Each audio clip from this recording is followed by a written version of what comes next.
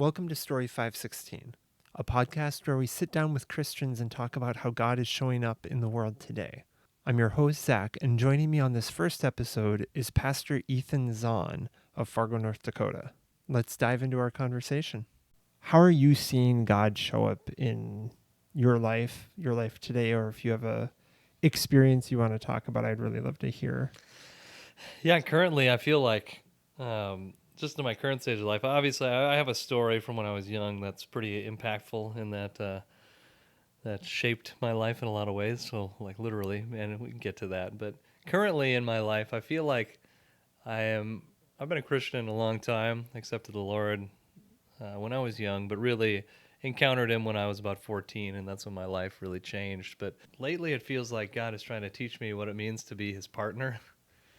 And which is funny because I've been at this so long and in a relationship with the Lord for so long, but there's still so much to learn, and He's teaching me so many things. And I'm a pastor, but I also work a part-time job at a board game shop, and teaching me like what it means to be a witness in both spaces and to do both things well.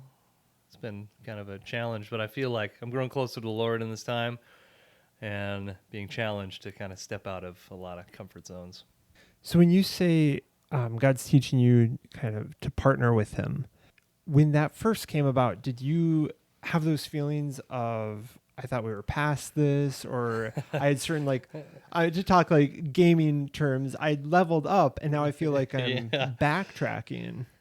In a way, when I used to work retail. I worked retail for a little over 10 years, and it was a manager at a few different stores. And I, uh, I thought the retail was like my training ground for ministry. And so when the church started to have some we went through a lot of change. It took over. It wasn't too long after COVID. We lost a lot of people. There's just a lot of factors that kind of went into what happened. But our finances weren't doing super well. We had a lot of new people coming, but not, our giving wasn't up. And so then I had to get a part-time job, and I went back to retail.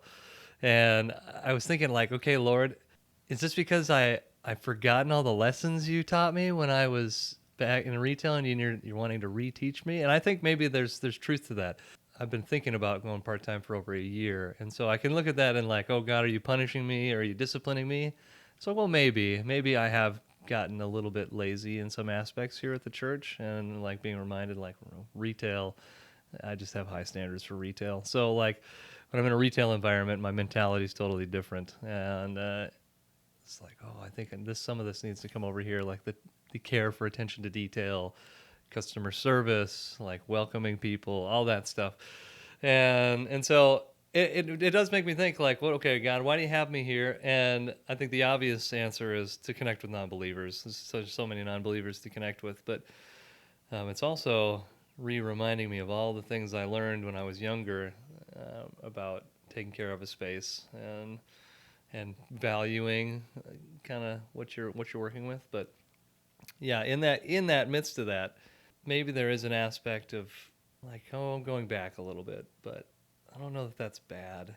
But I feel like I haven't been a good partner to God. I feel like I've been pretty mechanical about my relationship with God, and it's been kind of check boxes. And I feel like I'm trying to get into this swing of just like, what does it look like to trust God and not try to force anything to happen, and not be like, God, you have to do this, but like, God, if you were my partner, like my spouse, right? I don't force my spouse to do anything. We have conversations, we talk about it, and we compromise on things. And so, God, if you're like my spouse, what does it look like to really be a partner to you, to where you're like, hey, can you do this for me today? And I'm like, yep. And then the next day I'm like, hey, can you do this for me today? And God is like, yep. And it's more of a reciprocal.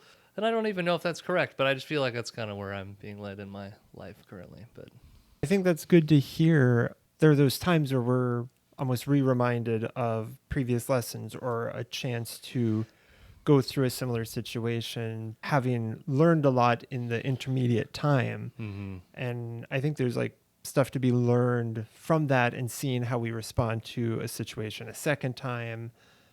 Not that it's always us being punished, like you said, or us having to go learn the same lesson. It might be continuing on that journey, Yeah. but treading similar ground. Yeah, But we can that's a good see way to how put it. we walk it in a different way. Yeah, that's a great way to put it.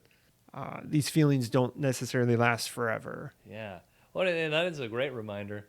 I know you have a story about your own life early on. Well, I think this is one of the stories I like to come back to, just to because there's times where my faith is kind of waned, or I'm just like questioning a lot of things, and then I have this big old scar on my head in the shape of a horseshoe, and I had really long hair for a few years, and I just in the last year cut it, and I was like, oh yeah, I have this huge scar, and then I like to look at it and remind myself of the story when I was 5. It was Christmas Day, 1995. My brother and I were at my grandma's house in Jamestown, North Dakota, and we were wrestling around, and my parents were telling us to stop, and two boys, we weren't gonna stop, obviously, unless they directly physically intervened, which they didn't. And we were rolling around, and then there was this table leaf. If you know what a table leaf is, it's the part that you put into a dining table that makes it bigger. But it was an old oak table, and so there was this big oak table leaf leaning up against the wall, and we rolled into it, and then we rolled away, and we rolled into it, and then the table leaf like fell forward and fell right on my head, and right above my right ear, and it popped the main artery in my head. And so we didn't know that at the time, but I remember it. I could still visualize the look on my mom's face from when it hit my head and I started screaming, and she was up on the stairway, and everybody thought everything was okay. We packed up, we headed to my other grandmother's house, who lived in Valley City, North Dakota. And on the way there, I remember throwing up, and then blacking out. But my parents said I was screaming and scratching my head, and then started throwing up, and then passed out. And so, kind of traumatic, obviously. I'm sure that's not a great image for them to have the rest of their lives. But I passed out. We got me in an ambulance, and then I had to be fully intubated, like I was totally out. And basically what happened is the main artery popped inside my skull, and so I had a blood clot the size of an orange inside of my skull, pushing my brain to one side, and I had 2 other blood clots the size of quarters. There was a lot of pressure, basically just compressing my brain, and so I passed out. And for me, this was like I blacked out. The only thing that happened to me is I had this weird little I don't know what it was. To this day, I don't know what it was. In between the time of passing out and waking up, there was this weird image that I got. It felt like I was 5 years old. It felt like I was being carried by someone, and I could hear footsteps like clacking on concrete, it sounded like, but everything was black. Couldn't see anything. And then there was a door that opened up. I saw a door open up and a really bright light just in the crack of a door about a foot wide open. And then this gloved hand reached through the door, and then I blacked out again. It's like, what was that? Really weird. To this day, it's like, what was that all about? I have no idea. But what happened, they got me to the hospital. They skipped all the paperwork to all the signing of the paperwork. It's like, we got to get him in surgery immediately. The doctors told my parents that if I do survive, it's pretty unlikely. I think that the death rate, as bad as I had it, is super high. But if I did survive, they said it's unlikely. But if I do, I'll probably be in a coma the rest of my life. And if I ever come out of the coma, I'm probably going to be like a vegetable. It's basically the prognosis the doctors gave my parents, which is pretty grim. And so at the same time, my parents are out in the hallway, in the waiting room, waiting and praying. And there's people from all over. I don't know how the news got out so fast, but there was people from like all over the nation praying for me.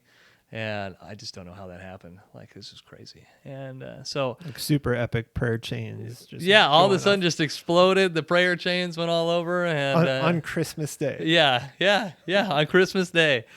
And so I really don't know how that happened, but it like the church we were with is an Assemblies of God, and I like the story was in their like national newsletter, and it went everywhere, it's just wild. But somehow like all these people started praying for me, and my parents are out in the hallway, and my dad was saying, he's told the story, and he tells the story off and on, and that he had this kind of crisis of faith a little bit, and he's like, God, like, what? Something like this happens, it just shocks you. And there are people that have gone through this stuff, and their kids don't survive, and then you got to wrestle through that, and that's so hard. But they prayed, and as they were praying, my dad, he said, him and my mom got together, and they said, I had a terrible temper when I was a kid. Terrible.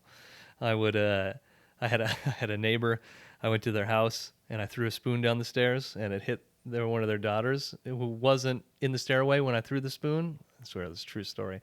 And she like came around the corner when the spoon was in midair, hit her in the head. The dad got mad at me, and then I got so mad because he didn't believe it was an accident that I broke their front door. Just like I did stuff like that all the time. I was just a rage kid, and I don't know why. I was just always mad. And so my parents, they prayed, and they said, Lord, you can do what you want. We'll serve you no matter what. Like, whether you take him or whether you let him stay with us, we will continue to serve you. But we want to hear him slam more doors. We want to hear him break more. We want him to be around to break more stuff, pretty much. And it wasn't too long after that. I think it's just a prayer of surrender. Like thought about that like on a theological level. It's like Abraham and Isaac, right? Abraham gave up Isaac, and then God gave Isaac back. And I think that's the same thing. My parents were like living into this space where they're willing to totally let go and continue to serve. And God is like, okay, you can have him back. I've thought about that for a long time. When I was young, I always thought the story was about me, but I actually think it's about my parents and their faithfulness to continue to serve. But anyways, it wasn't too long after that prayer, one of the nurses came out, and she said, I think your son's actually going to be all right. And I was like, why? And she said, well, I don't know exactly what she said. It was something along these lines of, I saw God taking control of the hands of the doctors. And she told them, like, you couldn't on Christmas Day, everybody like in the doctor world, like their schedules are kind of weird. Right. But some reason, all the best doctors were there on Christmas Day. On Christmas Day, like all their best doctors. And so and so you have this prognosis, right, where I'm probably not going to survive, probably going to be in a coma the rest of my life, probably going to be a vegetable. And I woke up and was out of the hospital in 6 days. Wow. And I remember I woke up and I was totally coherent, and they were so surprised. I remember they were having me play video games. They're having me play like catch. I was like, this is so fun. Like, why are they doing all this stuff? And I didn't understand at the time. They were testing all my reflexes to see if my brain still worked, because it shouldn't have. And you're just there being like, sweet, I get to play Mario. Sit in a comfy bed playing. This was Mario. back in the SNES days, so I was definitely playing some side scroller Mario and just bouncing these big balls out in the hallway with the nurses. I was like, I'm just having fun here. And yeah, it's really crazy. It's totally a miracle. Like there's no reason I should still be here. Yeah, it's just wild. But yeah, I have the news clipping from the Valley City News that did an article on it. Got the staples in a bag and a picture. My head was a total mess afterwards. But yeah, I woke up totally coherent and haven't had any side effects. I think my parents said I did chill out a little bit after that, which makes sense. And I feel like maybe God, he had a purpose, and so maybe there's a little bit of shifting of personality that needed to happen to fulfill his purposes for my life. But yeah, it's a crazy story. That's so interesting. There are so many stories that I hear where maybe even beyond the miraculous, like an instant healing or a prophetic word or something like that, just coincidence, where someone like the best surgeons just happen to be on the Christmas Day shift. Yeah. Or I've had other stories I've heard where this person is randomly at this location and randomly runs into basically the person they needed to meet. or needed to hear something from. Yeah.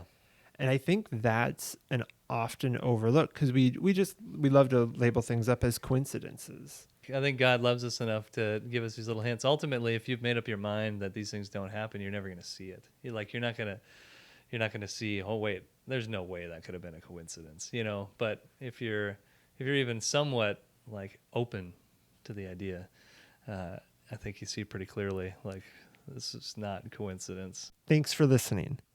You can find us online at www.story516.com or on our Facebook, Instagram, and YouTube pages. Please like, comment, and share these episodes so more people can listen in. Thank you again for joining us, and we'll see you next time.